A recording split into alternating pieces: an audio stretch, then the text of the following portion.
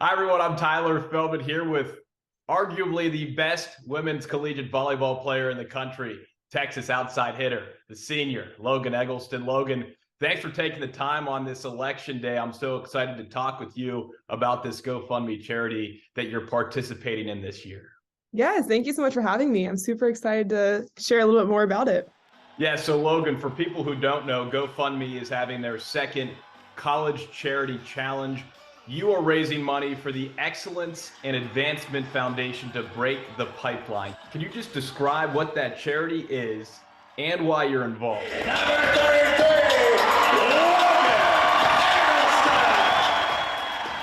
For sure, yeah. So a little bit of background, actually. So I'm a part of an organization on campus at UT called the LEAD Initiative, and it was started by athletes after the summer of 2020, where we asked the athletic department for some funds to kind of give back to the community, just like that is helping really diverse communities. So, and just trying to kind of help our community reach its potential, just because they give so much to us. And this is an organization that I actually was introduced to through that. So through the LEAD Initiative, I found out about Break the Pipeline.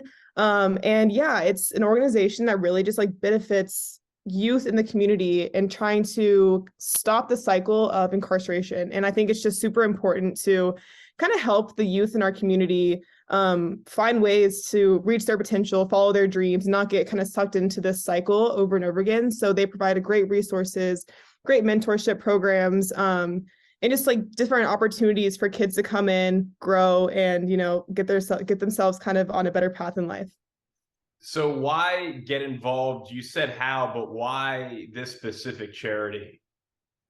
Just because it's so close to home, and so close to the Austin community. It's an Austin-based organization, which I thought was super important for me to kind of give back to my direct community. Obviously, the Austin community always is supporting UT athletics, and they're always out at our games. And so I wanted to use my platform to kind of give back to the community that does so much for me here. So it is through GoFundMe. So where can people who are interested in supporting this foundation that you are spearheading, where can they donate? Where can they help? Yeah, so it's on the GoFundMe website, and also it'll be linked in my bio on all my social medias. But yeah, I mean, I just want to give props to GoFundMe. I think this is a super great campaign that they're doing, allowing student athletes to use their platforms and with the whole new NIL space to give back. So I'm just really, really thankful for them to reaching out to me and helping me give this organization such a great platform. But yes, so in my bio and also on their website.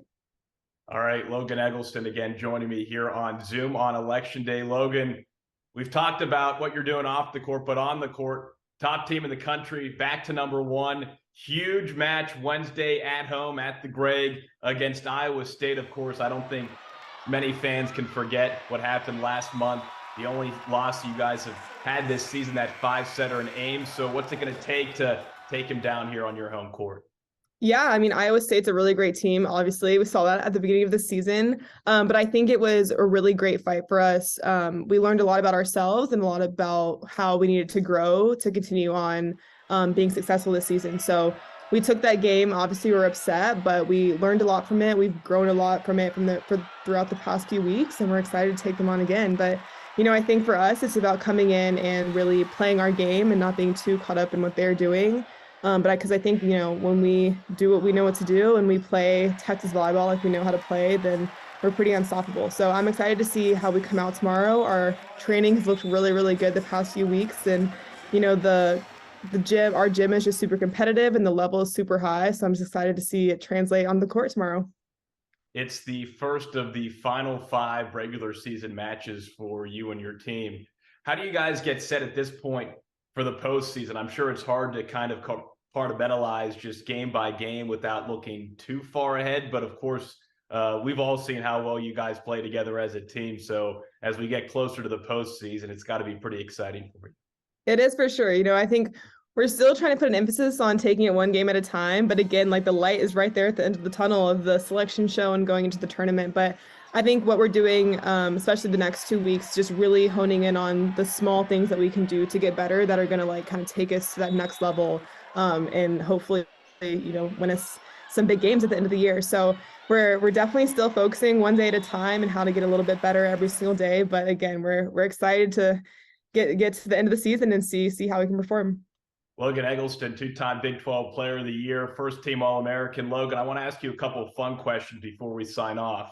Sure. What is one thing Logan Eggleston can't live without? Oh my gosh. There's lots of things. Well, one thing I'm gonna say is my phone, because I'm on my phone all the time. Like it's really bad. I'm always on social media, so I can't live without my phone. But one thing that's kind of like definitely funny is I love chips and queso. That is like my favorite food ever. Like I had to have it at least once a week. So I'm always like finding my chips and queso for the week for sure. Where is the best chips and queso that you've had here in Austin? Because I've tried some pretty good ones. I would have to say Matt Del Rancho, the Bob Armstrong dip. It's pretty famous here. Yeah, that's the one for sure. Whenever my parents come into town, we're like instantly that's the first stop for them. Yeah, you know what's up. I've had that a few times. It puts So on the LBs, but it's good LBs, right? It's for good sure. LBs. Yeah, exactly. I burn it off in practice the next day, so it's not too big of a worry.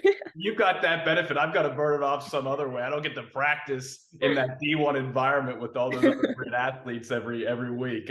Okay, one more question. If you weren't a star volleyball player, what would you want to be?